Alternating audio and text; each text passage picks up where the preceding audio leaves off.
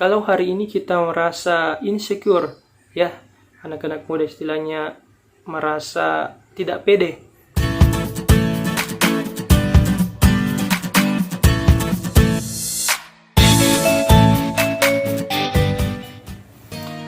Assalamualaikum warahmatullahi wabarakatuh, dan selamat datang kembali di channel saya, seorang anak muda yang ingin sharing konten positif khususnya selama bulan Ramadan.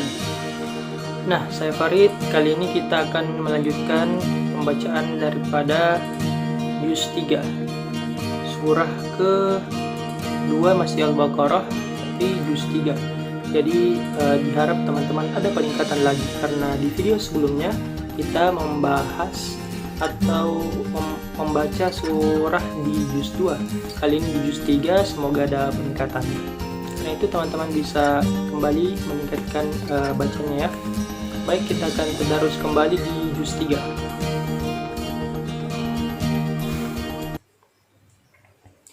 A'udzu billahi minasy syaithanir rajim.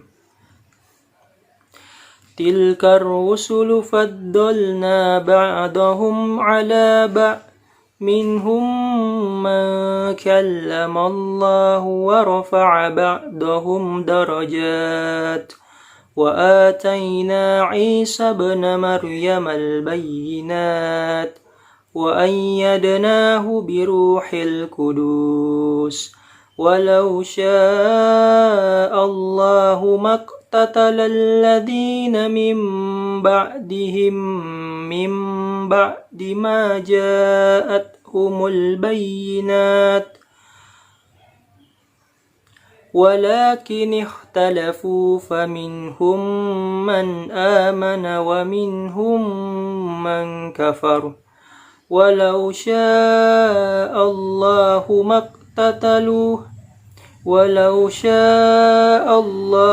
اقتتلوا ولكن الله يفعل ما يريد يا أيها الذين آمنوا أنفقوا مما رزقناكم من قبل أن يأتي يوم لا بيع فيه ولا خلة ولا شفاعة والكافرون هم الظالمون الله لا إله إلا هو الحي القيوم لا تأخذه سنة ولا نوم له ما في السماوات وما في الأرض من ذا الذي يشفع عنده إلا بإذنه يعلم ما بين أيديهم وما خلفهم ولا يحيطون بشيء من علمه إلا بما شاء وسع كرسيه السماوات والأرض ولا يؤوده حفظهما وهو العلي العظيم لا إكراه في الدين قد تبين الرشد من الغي فمن يكفر بالطاغوت ويؤمن بالله فقد استمسك بالعروة الوثقى لا انفصام لها والله سميع عليم. Subhanakallahumma bihamdi, subhanakallahumma bihamdika, asyhadu an la ilaha illa anta, astaghfiruka wa atubu ilaik. Baik, kali ini kita akan setelah mendengarkan atau membacakan daripada surah Al-Baqarah di juz 3, kita akan mencoba membacakan sebuah kisah yang tidak kalah menarik dari kisah sebelumnya, yakni tentang seorang yang dikenal dengan bacaan azannya yang sangat merdu, yang awalnya dia bukan siapa-siapa, malahan budak. Siapa dia? aliasnya BBR. Yang tahu? Yap, dialah Bilal bin Rabah radhiyallahu anhu. Beliau salah seorang sahabat yang juga mempertahankan keislamannya dengan begitu hebat kisah heroiknya. Mari kita dengarkan bersama-sama.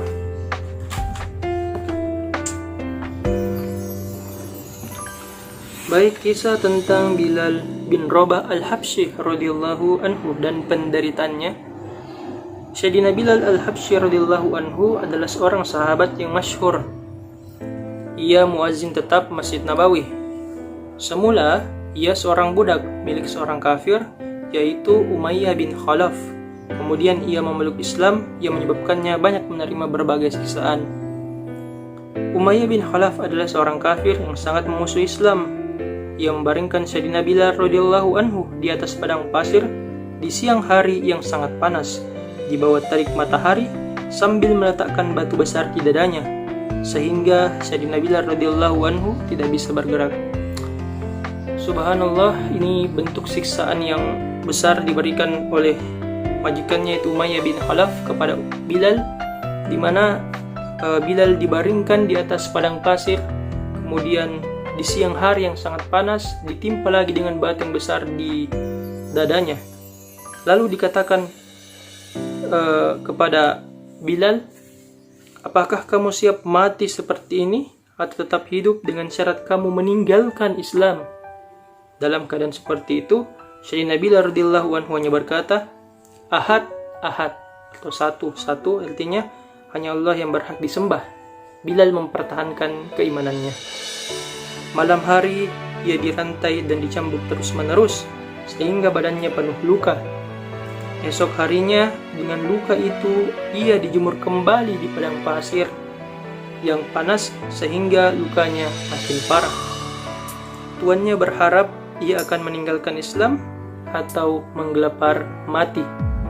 Orang yang menyiksa Sayyidina Bilal radhiyallahu anhu sampai keletihan sehingga perlu bergantian, kadangkala Abu Jahal, Umayyah bin Khalaf, dan terkadang orang lain. Setiap orang berusaha menyiksanya sekuat tenaga, sehingga ketika Sayyidina Abu Bakar radhiyallahu anhu melihat penderitaan Sayyidina Bilal radhiyallahu anhu, dia membeli Sayyidina Bilal radhiyallahu anhu dan memerdekakannya. Karena cintanya kepada agama Islam, lagi kepada Allah Subhanahu wa taala, inilah Sayyidina Bilal didera dengan segala siksaan. Ia diserahkan kepada anak-anak Makkah untuk diarak di lorong-lorong, akan tetapi dari bibirnya selalu terucap Ahad, Ahad.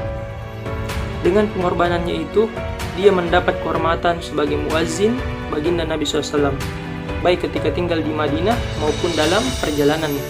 Setelah baginda Nabi SAW wafat, dia tinggal di Madinah untuk beberapa lama. Akan tetapi karena melihat baginda Nabi SAW sudah tidak di tempat, sulit baginya untuk terus tinggal di Madinah Thayyibah. Oleh karena itu, ia berniat menghabiskan sisa hidupnya untuk berjihad di Syam. Dia pun berangkat berjihad dan beberapa lama tidak kembali ke Madinah. Suatu ketika ia bermimpi berjumpa dengan baginda Nabi SAW. Beliau bersabda, "Wahai Bilal, masihkah kamu setia kepadaku? Mengapa kamu tidak pernah menziarahiku?" Begitu bangun, ia segera pergi ke Madinah. Setibanya di sana, Sayyidina Hasan dan Sayyidina Husain radhiyallahu anhuma memintanya untuk mengumandangkan azan. Ia tidak dapat menolak permintaan kedua orang yang sangat dicintainya itu. Dia pun memulai azan.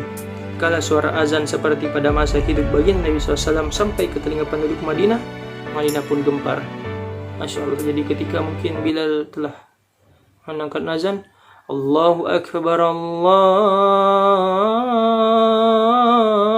Akbar, ya, para wanita pun menangis dan keluar dari rumah-rumah mereka.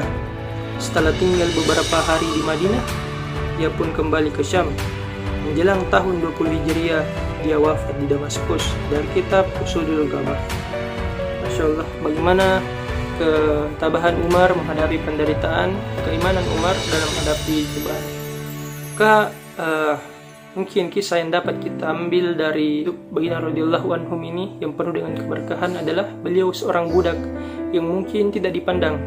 Kalau hari ini kita merasa insecure, ya, anak-anak muda istilahnya merasa tidak pede, merasa kekurangan dengan hal-hal yang dimilikinya, maka Sayyidina Bilal, seorang budak yang sangat teramat hina dina, disiksa karena keislamannya, dia yakini bahwa dengan keislamannya, dengan keimanannya itu bisa mengantarkan kesuksesan dan juga ketaatan kepada Rasulullah SAW.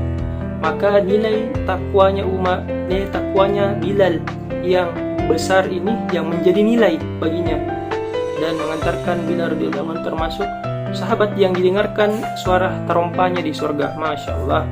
Nah, maka menjadi pelajaran bagi kita bahwa ya setiap dari kita memiliki kekurangan-kekurangan, setiap dari kita memiliki hal-hal yang mungkin tidak sesuai dengan ekspektasi kita, tapi ya kita bisa memaksimalkan itu dengan hal-hal yang lebih baik lagi lainnya. Ya, kita tidak pernah bisa mengontrol beberapa hal dalam diri kita, tapi kita juga bisa mengontrol hal-hal baik untuk dimaksimalkan, termasuk bagaimana menjaga ketaatan kita kepada Allah Subhanahu wa Ta'ala. Maka terlebih di bulan Ramadan ini, potensi untuk mendapatkan nilai-nilai atau manfaat-manfaat amal itu besar, maka marilah kita berusaha juga untuk bisa memaksimalkan hal itu. Terlebih kepada teman-teman generasi muda, teman-teman mahasiswa pelajar, yuk mari kita belajar untuk menerima keadaan mungkin ada kekurangan, tapi kita juga melihat ada kelebihan yang bisa kita maksimalkan, bukan hanya untuk orang lain, tapi terlebih dulu kepada diri kita sendiri.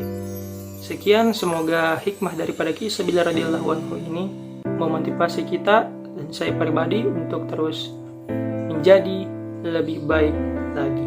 Sekian, lebih dan kurangnya mohon dimaafkan. See you dan sampai ketemu di video-video yang lainnya.